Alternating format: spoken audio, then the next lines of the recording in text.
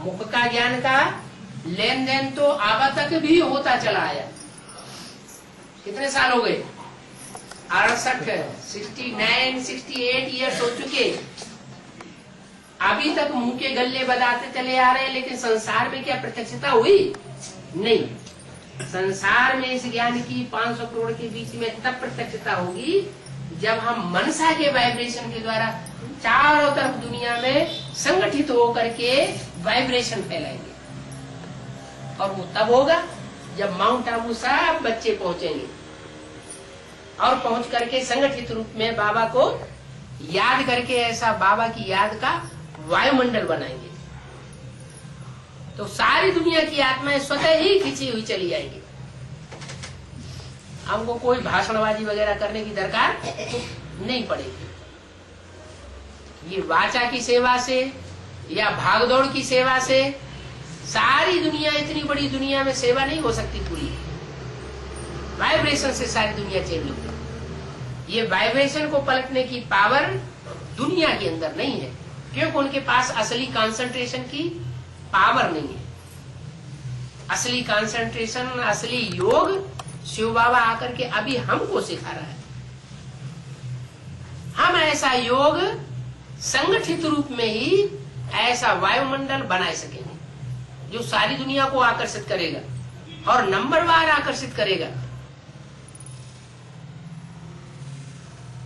जिसके लिए बोला है आबू रोड से लेकर के माउंट आबू तक पैदलियों की क्यू लग जाएगी।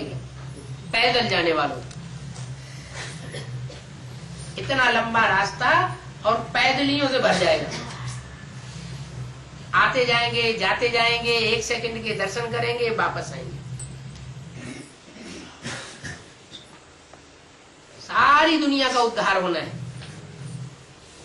खास करके उन बच्चों का उद्धार होना है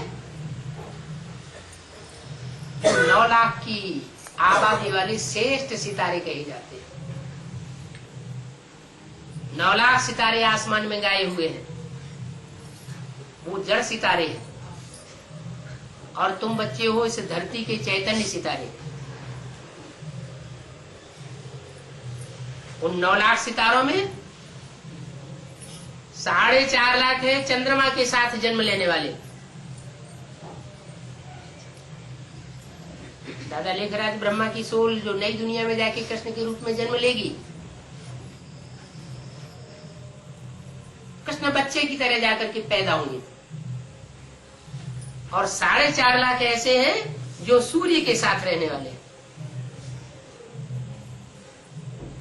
इसी दुनिया में रह करके राधा कृष्ण जैसे बच्चों को जन्म देंगे।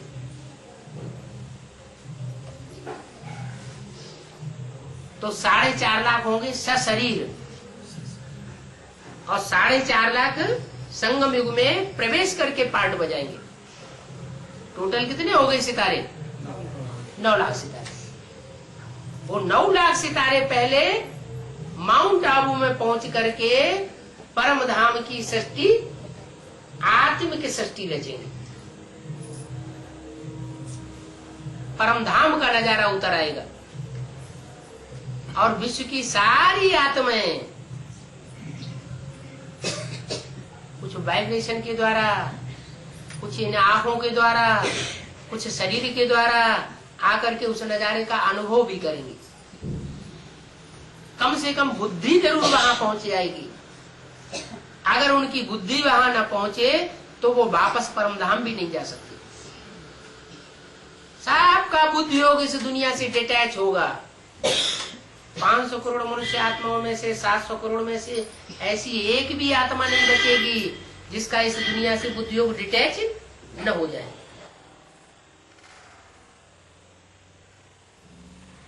तुम बच्चे स्वेच्छा से, सहज रीति इस दुनिया से अपने बुद्धि योग को तोड़ देंगे और बाकी जो आत्माएं हैं वो नंबरवार खींच खाच के, धर्मराज के दंडों से, कुदरत की आपदाओं से दंड खा करके फिर सुधरेंगी, फिर जानेंगी कि परमात्मा बाप, हमारा जन्म जन्मांतर का बाप इस सृष्टि पर हमको ले जाने के लिए आया। अभी नई दुनिया आनी जरूर है, वो नई दुनिया तुम बच्चों के लिए आएगी और बाकी सब आत्माएं परम धाम वापस जाएंगी। क्यों ऐसी पार्शलिटी क्यों? भगवान 500 करोड़ का भगवान नहीं है, हैं? ये 9 लाख का ही भगवान है। 9 लाख का भी नहीं, 9 लाख भी शरीर छोड़ के ऊपर जाते हैं। 4.5 लाख का ही भगवान है, जिनको जीते जी स्वर्ग देता है। वो इसलिए है कि 4.5 लाख आत्माएं ऐसी है जो जीते जी आत्मिक स्थिति में स्थिर हो जाती है, देह का भान छोड़ देती है। देह का भान नंबरवार छोड़ेंगी, वो भी एक साथ नहीं छोड़ेंगी, कोई पहले छोड़ती है कोई बाद में छोड़ती है। 8 उनमें ऐसी भाग्यशाली है जो कोई भी प्रकार का धर्मराज का डंडा या प्रकृति का प्रकोप सहन किए बगैर आत्मिक स्थिति में स्थित हो जाए। बाकी सब नंबरवार है। तो 4.5 लाख मनुष्य आत्माओं को, जो मनुष्य से देवता जैसी इसी जन्म में बनती है, नर से नारायण बनती हैं और नारी से लक्ष्मी बनती है। माना 2.25 लाख युगल जोड़े इसी दुनिया में तैयार होते हैं तपस्या करके। उनको अपना शरीर भूल जाएगा, यहाँ तक भूल जाएगा कि खाने की, पीने की और श्वास लेने की भी उनको दरकार नहीं रही। क्या अभी भी अनुभव करते होंगे कि जिन दिनों अच्छी याद आती है उन दिनों भूख और प्यास कम हो जाती है, नींद भी कम हो जाती है। सदा जागती ज्योति बनेंगे। आत्मिक स्थिति में जब बनेंगे तो निराकारी सो निर्विकारी देवता बनेंगे। निर्विकारी देवता बनेंगे, निरहंकारी बनेंगे। तो ऐसे निरहंकारी बच्चों को बाप हथेली पर स्वर्ग का वर्षा देने के लिए आया हुआ। इसी दुनिया में, इसी नरक की दुनिया में स्वर्ग का वर्षा देने के लिए आया हुआ है, जिसका मिसाल छोटा सा यज्ञ के आदि में भी दे दिया। कराची में हिंदुस्तान पाकिस्तान के बीच बंटवारा हुआ। मुसलमान और हिंदुओं में खून रेजी हो रही थी, खून की नदियां बह रही थी, कराची में भी और दिल्ली में भी। और कराची के अंदर वो संगठन ब्राह्मणों का आराम से शांति से पड़ा हुआ था, सुखमयी स्टेज में पड़ा हुआ था। उनको एक बाप की याद थी, कोई दूसरे को आंखों से देखते ही नहीं थे, तो दूसरे किसी की याद कैसे आती? एक बाप दूसरा में कोई ऐसी स्टेज बनी हुई थी, इसलिए वहां दुनिया का कोई भी प्रकोप नहीं हुआ, वहां खूनरेजी नहीं हुई उस छोटे से संगठन में। और बाकी हिंदुस्तान पाकिस्तान में खूब खूनरेजी हो गई, अशांति ही अशांति, दुख ही दुख का पारावार चढ़ गया। वो छोटा सा सैंपल था। अभी बड़ा रूप अभी संसार के सामने आने वाला है। ऐसा रूप आवेगा जो सारे क्रिश्चियंस और उनके धर्म ग्रंथों में पैराडाइज के रूप में गाया हुआ है कि पैराडाइज में लॉर्ड कृष्ण का राज्य था। मुसलमानों में वो जन्नत के रूप में गाया हुआ है, हिंदुओं में उसको बैकुंठ कहते हैं। बैकुंठवासी कृष्ण।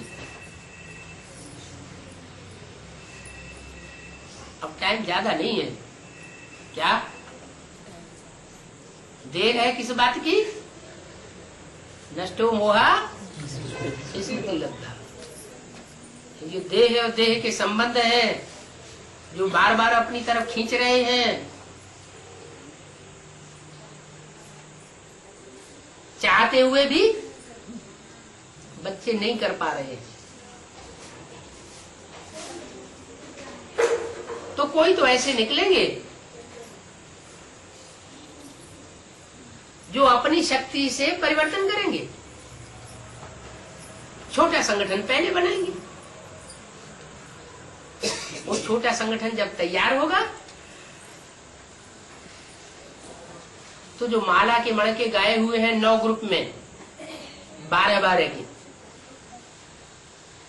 वो 9 धर्म की 9 ग्रुप की श्रेष्ठ से श्रेष्ठ आत्माएं वो सब इकट्ठी हो जाएंगी। जो बोला हुआ है, एक भी पावरफुल संगठन तैयार होने पर, पावरफुल संगठन तो जरूर सूर्यवंशियों का ही होगा।